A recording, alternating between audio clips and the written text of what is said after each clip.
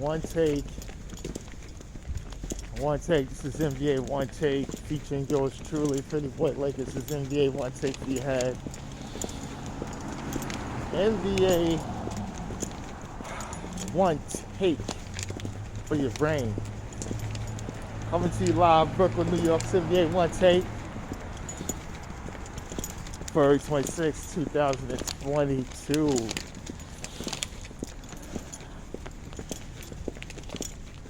For me, it's 4 games on the docket, and this is the last quarter of the NBA season is underway. The teams are going to be fighting to try to get themselves in position for the playoffs and the play-in game. You can subscribe to me on all social media platforms, everything Pretty Boy Laker.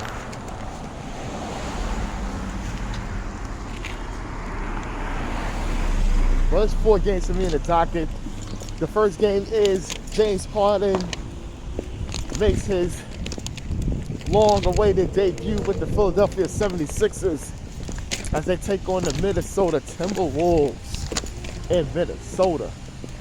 Highly contested game. Minnesota is definitely a team that turned their season around and looking really, really good. But it's the Sixers who was just so dominant, and Harden fits so well with this team. You know, really taking over a lot of playmaking responsibilities. It's freeing up Maxey, and then it's hard to finish with 27, 12, and 8. Looking good out there. And B had 34 and 10, light work, and Tyrese Maxey, he had 28 for the Sixers. And they put the beat down on them. The Timberwolves played well too, but the Sixers is just showing how elite they are. For the Timberwolves, Cat Towns had 25, D'Lo had 21, and Ant-Man Anthony Edwards finished with 15, notably for the Timberwolves. Like I said, good showing for Harden. Harden is one of the elite players in this game, and he's showing it. And if you had issues with him, and a lot of people do, his play can't be one of them. Especially how people felt he handled the situation with the Nets. But this Sixers team looking like a well-oiled machine right now. And this is very, very dangerous for the East, as well as the rest of the NBA if they play like this. And the next game was the Clippers against my Lakers. Then we lose off of Carmelo Anthony long heave, which I felt he should have had taken. And there was just so much to this game. We lose, and I'm just... We needed this win because he's trying to get to the 8th spot. We're trying to really play one play-in game at this point to get to the playoffs, and I have to win 2. You want to win 1, you don't want to win 2. So we losing this game, and now my Lakers, man, this is really frustrating, you know. And the Clippers, they play well, man. They play tough and they play well. Terrence Mann had 19, Reggie Jackson 17, and Luke Kennard had 18. This is a real well-rounded effort. My Lakers is just, we're not playing any defense. Not playing any defense. The LeBron James had 21 and 11. Melo had 18. He played all right. Russ had 18. Dwight Howard showed some signs of 14, 16 rebounds. And Taylor Horton-Tucker finished with 16, notably for my Lakers.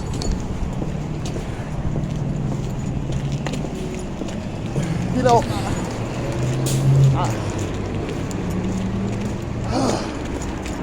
it's just frustrating, the losses that's coming with my Lakers. Because I know we can play better. I know it. But it's just not coming together. I know Anthony Davis is out. Oh boy. Okay. I'm breathing. There's another loss there. I don't know where we're going to go from here. Next game of the night is the Miami Heat coming to Madison Square Garden against the Knicks. And let's say something. RJ Barrett had a career high 46 points and 9 rebounds last night. I'm not saying nothing. The next highest score was 13. This is the epitome of absolutely no help. And it's sad. The Knicks fans want Julius Randle to be traded and get the hell out of New York. The Knicks fans are pissed off with Julius Randle.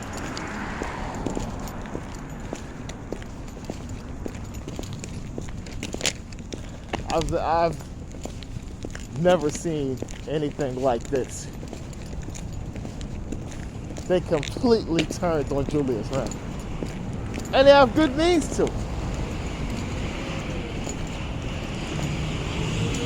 I said Julius Randle is a guy you fall in love with for 1 year.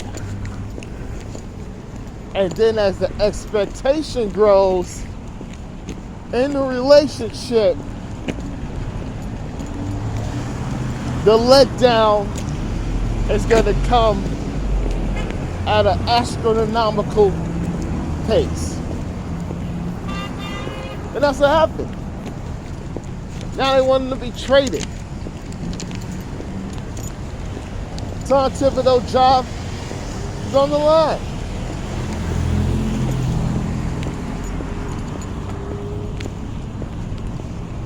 Scott Perry's job is on the line. And I'm telling you this because this is what I heard last month for somebody that works with the Knicks in the front office.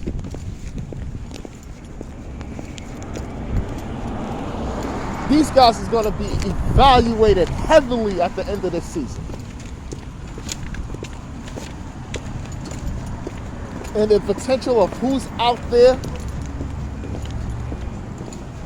is going to be how you going to be able to fix this roster as well as get this team towards something. That means we need you to get us a superstar with our young players.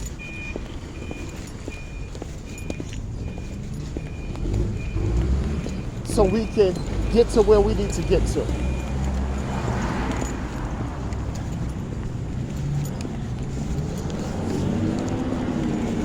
And for the Heat, Miami Heat, Jimmy Butler had 23.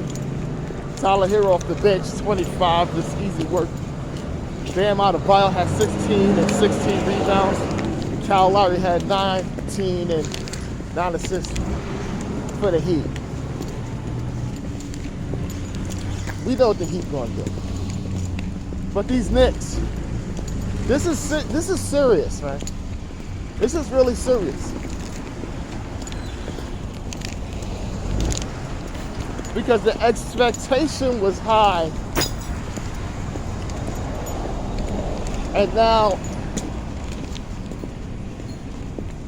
the front office and the coach is going to have to be the casualty of this. Even though people say, yeah, they have issues with Tom Thibodeau on his rotations or who he's playing and things of that nature. Derrick Rose been out for a long time.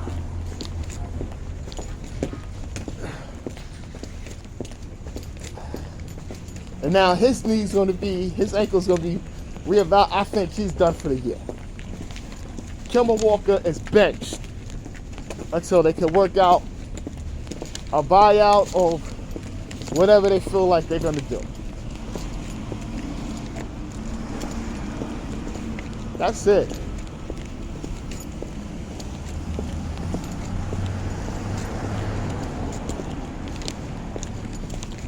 The Knicks are going to do a lot of cleaning this offseason. So what I feel. She told me that, I said, she told me about Perry and Taves' evaluation. Heavily evaluated. That's damn near dismissal from your position.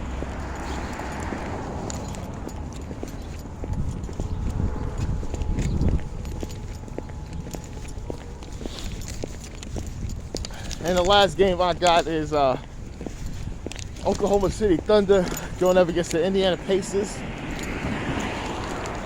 And it looked like the Thunder, they win in OT. It's a real good game. SGA has 36 and 8. Trey Man 22. Roby had 10 and 11 rebounds. Darius Bazley 14 and 10 rebounds. For the Pacers, Buddy Hield led all scores of 29. Isaiah Jackson had 17. Jalen Smith had a little sight into it, 16. Malcolm Brogdon 15. Tyrese Halliburton 14, 11 assists. And Isaiah Brissett had 10 points and 15 rebounds, notably for the Indiana Pacers. Both of these teams are most likely lottery bound. I feel the Pacers, for the most part, is going to see what they do in the offseason in regards of trading. It's a better day roster. Most likely Malcolm Brogdon, he's in a lot of trade talks. And they want to keep Hield. Most likely he'll get his contract extension. And they're just trying to see what they can do. Because I think Brogdon and Turner, they're going to try to really package those guys and see what's going to be out there in the trade market this offseason. And for the Thunder, you know, they have the war chest of picks. They're just seeing what's going on and what they can do to improve and get better. And draft well, possibly trade, see what they got, and try to build from the ground up. But this is NBA Onetake, see Pretty Boy Laker, and I'm out.